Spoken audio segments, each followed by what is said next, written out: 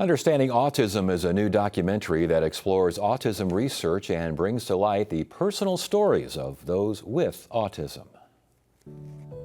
I don't think I really understood what having autism meant for a while after I was diagnosed, and it was hard because I had adults that would follow me in class and help me, and I knew I was different and I knew that I needed them, but I didn't know why. I just felt isolated because, nobody was like me, and it was really hard for a while. But once I really understood what autism meant, it was easier because then I could find my community.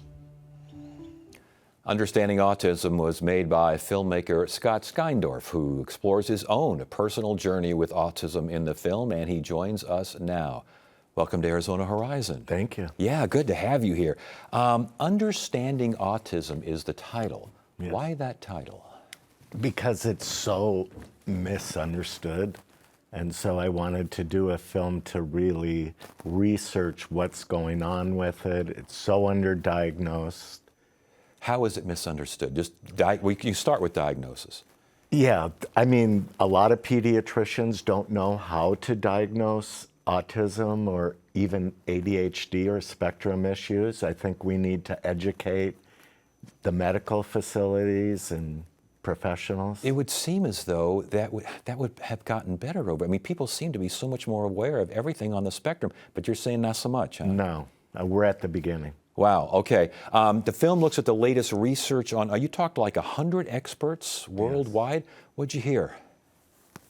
I learned every day. I was learning something new. I think the biggest misconception about autism is we don't feel.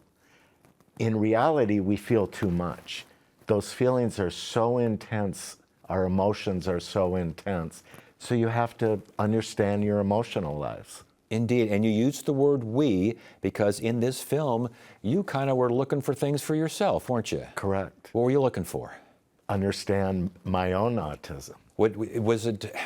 How much did you know about your own situation before you started the film? I felt like I was I'm a reader. That was my special skill.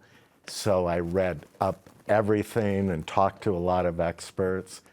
And I think just every day I was learning something new from these families and experts. I was going to say, you interviewed a bunch of people on the spectrum and their parents.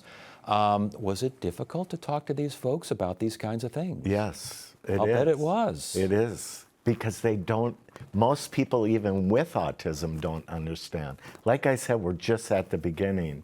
And I think, I'm in my early 60s and we didn't diagnose that generation or even a younger generation. So we're just starting to understand autism. When you talk to these folks and their families, did their responses surprise you? What did you make of what you heard?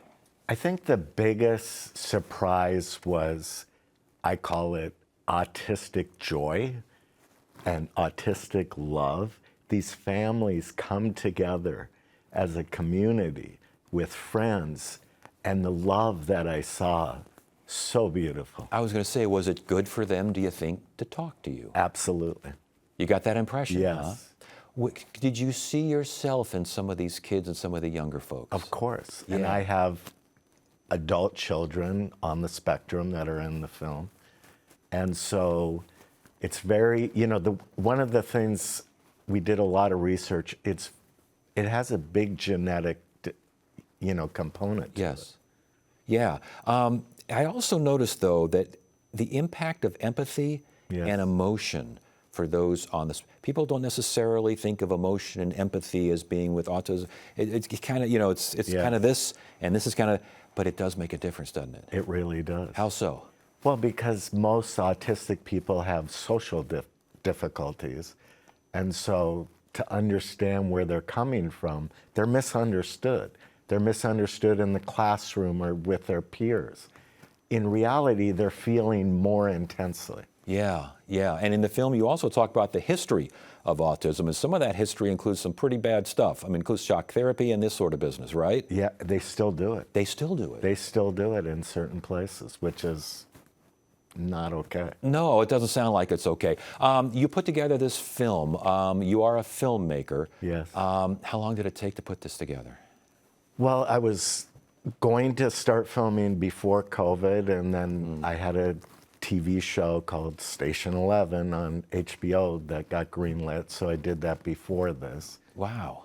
And so, you know, there's a lot of people in the creative field in Silicon Valley, a lot of probably real estate developers here in Arizona or inventors here that probably have autism. And they just don't realize it. And they don't realize it. But that's part of their success, is it not? I really believe, you know, somebody asked me recently, did autism hinder your success in the film business? It actually made me successful because I look at things differently. Well, and you look, obviously, I would think you learned, as you mentioned, you learned a lot of stuff just doing this film. Yes.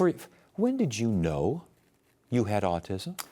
I mean, at the age of 10, I was diagnosed with something. They didn't call it autism. Right. Because I couldn't make eye contact, and I was dreaming, and I was having social difficulties and staring into space. They actually thought I was taking drugs at the age of 10.